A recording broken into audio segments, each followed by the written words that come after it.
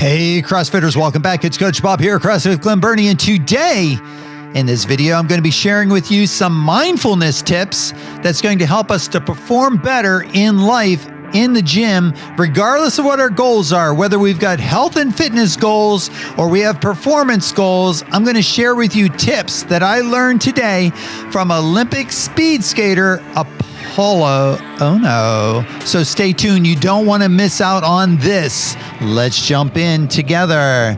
All right, today I put together a presentation summarizing a lot of these tips. We're talking about mindfulness and training for the mental edge. And like I said, these are tips that are going to help us not only if we have performance goals, but also if we have health and fitness goals, and to help us to live happier and healthier lives. All right, guys. So the first tip I have on here is just to set the stage with Apolo Ohno. Now, if you don't recall Apolo Ohno, you weren't there for the 2002 Winter Olympics. We've got Apolo Ohno on ice competing in the 1500. At this point, he has 0 gold medals. Is Ohno going to try for the inside? He's making a move. Ohno's in second. Apolo's in red. Kim Dong-sung. It's Ohno against Kim. There's bumping. Ohno goes inside to the line. It's going to be Kim holding on. Kim Dong-sung holds on for gold, and Ohno has silver. And let's see, there's an announcement, and I believe, has Kim been disqualified? I think that's the call. Kim Dong-sung disqualified. I believe the call was for cross-tracking. As they come out of the turn, Apolo tries to go by. Oh, and yes, Kim Dong-sung does come. From that angle, you can see it better. He did come from a wider track to a tighter track. And there is America's first male. All right, so there you go, guys. We've got Apolo Ohno winning his first medal in a somewhat controversial event at the 2002 Winter Olympics. Now, he talks about this in the presentation that I had an opportunity to listen to today, but he talked mostly about the mindfulness. And I want to share with you a couple of the things that we heard, and then let Apolo talk a little bit about one part of it. And then I'm going to share with you a summary of the tips and things that I've learned over the years relative to mindfulness that can help us to be better in the long run. So I'm really excited to share this with you guys. So the first thing that we learned from Apolo today is he talked a little bit about self-talk and visualization, and how it was important to him in his preparation for an event to have a good positive self-talk and be his best coach, if you want to think of it that way, or his best cheerleader, to have that positive self-talk, and then also to be able to visualize what it was going to be like during the event, and to be able to see and visualize the different parts of the event prior to actually performing them.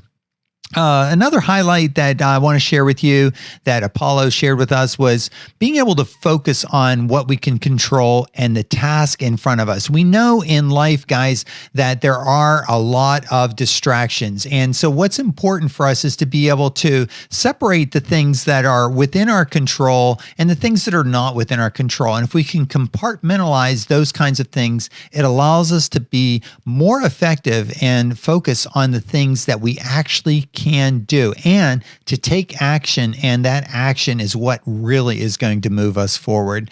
The last thing, that last highlight I want to share from his talk was the 86,400 seconds that we have in the day, and maybe we can't win all 86,400 seconds, but maybe, how many of those seconds can we actually win? And are we able to get, and he said 0.5% better every day, and compound that over time? And we talked recently about the aggregation of incremental gains, guys, and how if we could just get a little better every day, those little things do add up. So what we're going to do now is we're going to switch on over, and we're going to let Apolo share his thoughts on the self-talk and the visualization. In sport or in life, you're going to have a plethora of distractions and things that really take you out of your game. but you still have responsibilities, right? In sport, it was, I still need to perform, but some things in my personal life maybe were not going well.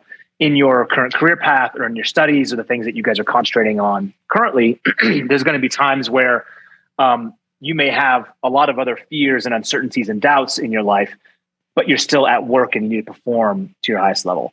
And so the ability to compartmentalize those challenges and those fears and insecurities and self-doubts and instead park them for a second and allow you to be fully immersed as if there is nothing going on. You've seen that meme where you've got this like dog in the middle of a fire and he's like, this is fine. He's like sipping coffee or tea or something. Like that's kind of the same mentality where how do you be in the most chaotic of situations, but you can remain level-headed and cool and a super high performer?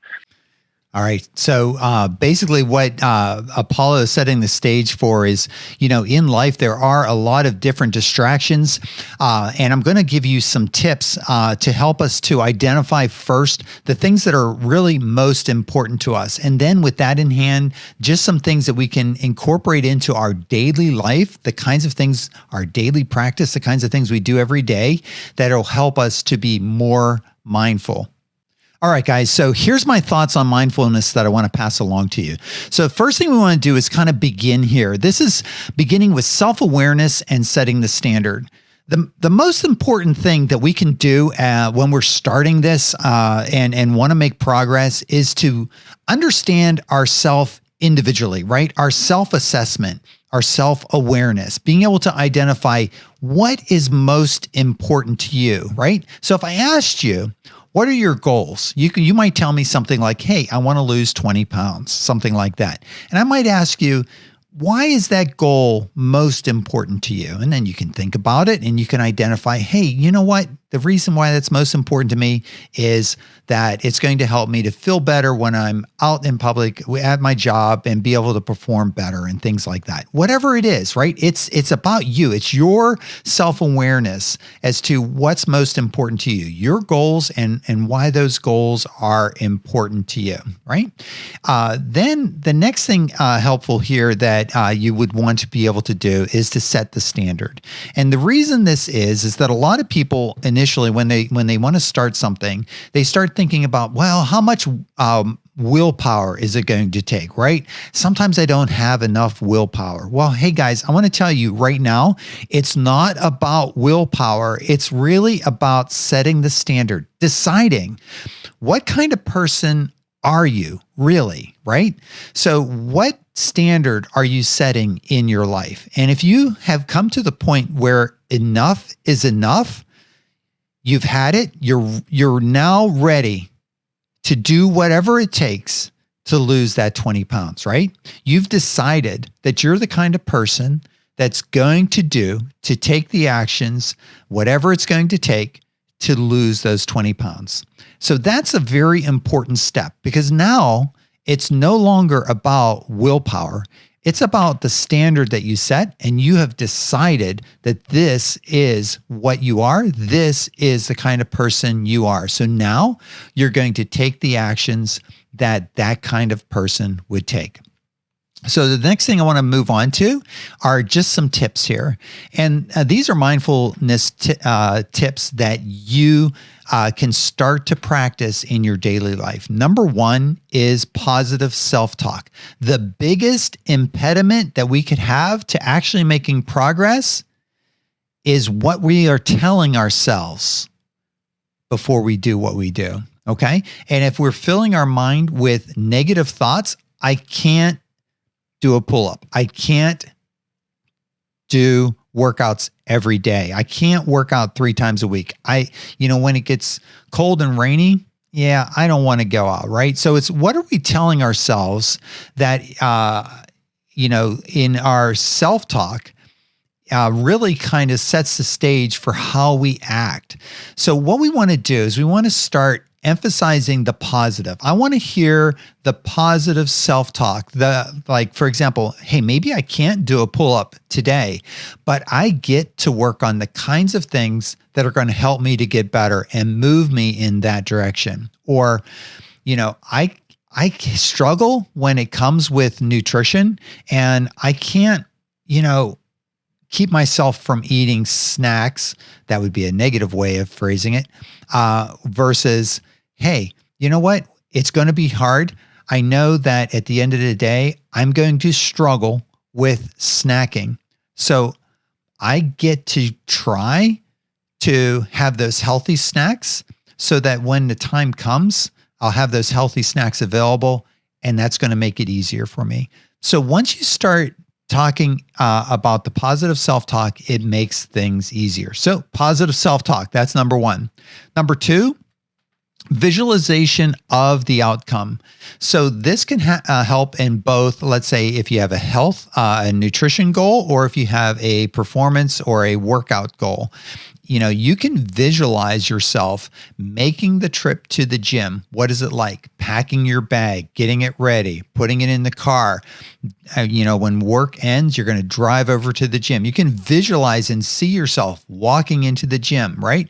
You can have your chest lifted and you could be confident that, hey, I'm not the best at all these different things, but hey, I've decided I'm the kind of person that will do the kinds of things that I need to do to get better and to be healthier. And so you can visualize that future you doing those things. And so when it actually comes time to do it, it's easier for you to actually take action. Or maybe it was a nutrition goal of, standing there with the doors open in the refrigerator and you're looking around, I'm hungry. What am I going to eat? Right? And you can instead visualize the doors opening up and you can see all of the meals that you prepped over the weekend sitting on the shelf and how they're neatly organized and how the food is right there for you and you can pick it off. So you can start visualizing the kinds of things that you will be doing that will help you to be successful. So visualization of the outcome.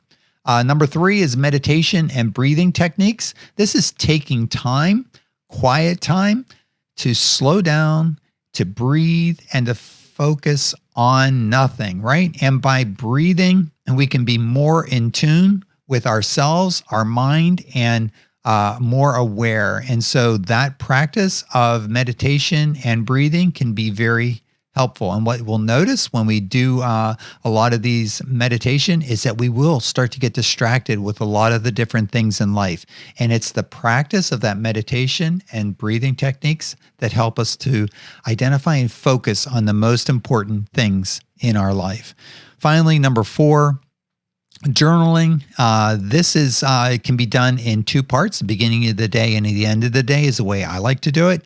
At the beginning of the day, to have your list, to identify your priorities for the day, maybe put a star by those, and just sort of list out all the different things. And so if you have that journal with those tasks, you can have that set the stage for the day. So you now have focused on the things that are most important for you.